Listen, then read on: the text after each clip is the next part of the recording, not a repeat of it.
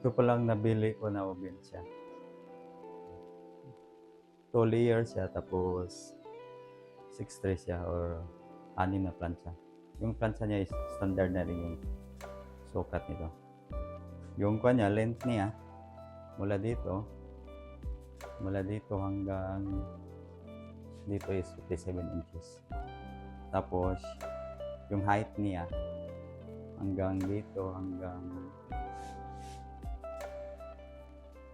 dito is 30 inches. Tapos, yung width niya, dito sa banda, dito is 25.5. Tapos, may maliit na compartment. Ito nilagay yung valve ko.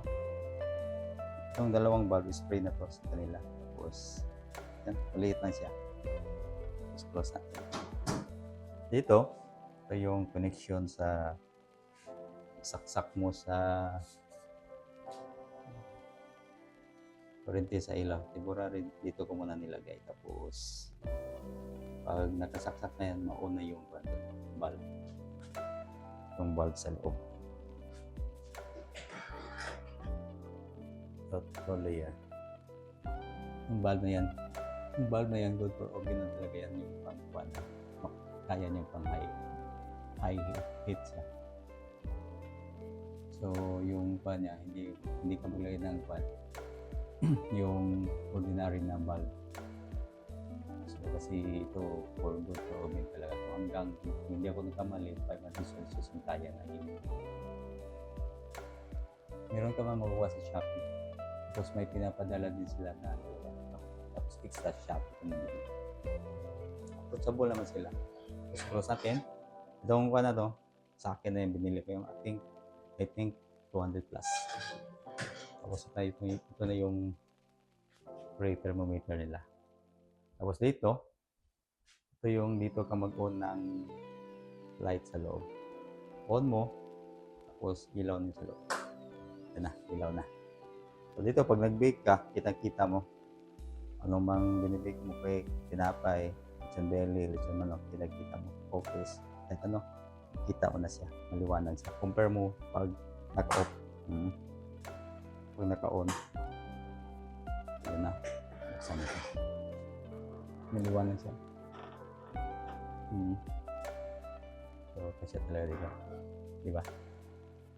Dito naman, pwede mo maangat yan, malinisan pati dito. Tapos kung mag-grill ka na naman, no, collection grill, lagyan mo lang yung pangsangga sa loob. Saka yung breakings niya, hindi siya madumi.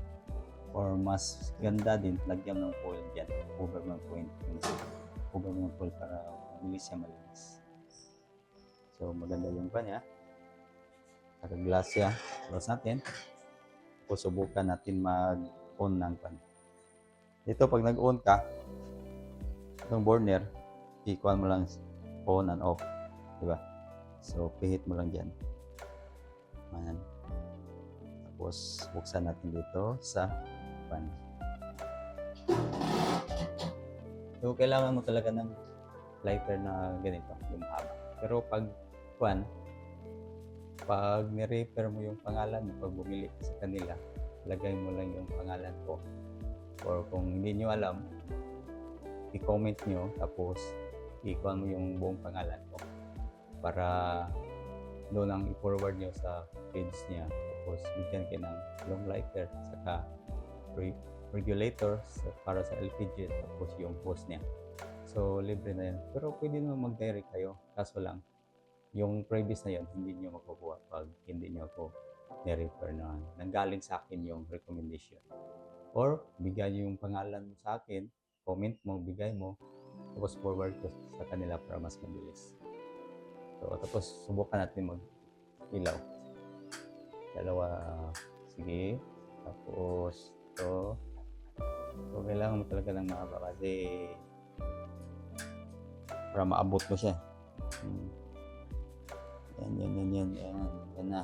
Sagad na yung ilaw niya. So, dito natin sa kabila. So, dito.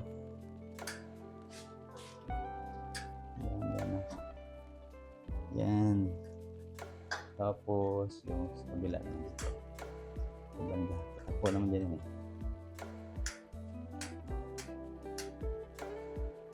So, ito. Hanggang dulo yan. Yan na. Yan na. Nakahilo yung dalawa. Ayos ba? Yan na. So, takpan natin para makikita yung doorknob niya. Tapos yung pa niya, yung stands kasama na sa package. Yung stand nito. So, bili ko dito is 21,000 kasama yung niya, stand niya. Tapos yung thermometer. Tapos bulb. Tapos yung front niya is stainless. Yung sa likod, dito, all body is pan siya. Ordinary lang na bakal. Sa loob, ordinary nito, hindi stainless. Pwede ka rin magpa-customize lahat na to stainless para mas maganda pa, pero may additional din.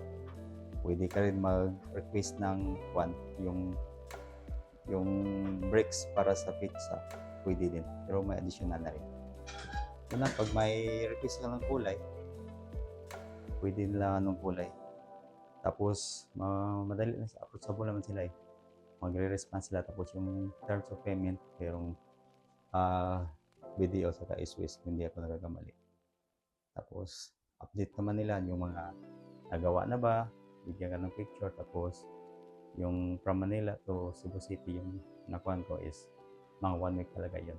Kasi may lead time pa ipagawa ng oven. Kasi gagawin pa nila. Hindi wala sila sa gagawin na nila. Pero pulido talaga yung kanya, yung gawa.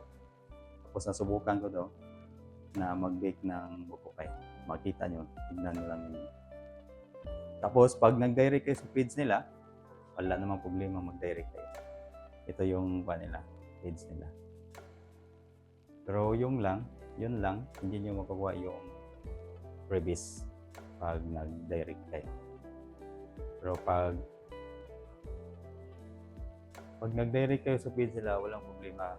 Yun lang, ang kuhan lang. Hindi nyo makukuha yung freebies na binanggit ko na lighter, hose, regulator. Pero pag ni-refer yung pangalan ko, magbigyan kayo ng freebies nila. Tapos, pwede nyo hingin yung buong pangalan ko or bigyan yung pangalan ko, message nyo ako para magtulungan tayo para makuha yung freebies. Comment lang, tapos interesado kayo, message ako para makuha yung freebies. Yun lang guys. So, maganda ang resulta nito. Maganda talaga. Kaya nakabili na po ang ibang printer ito. Ito ang masabi ko, the best talaga. Thank you guys and God bless.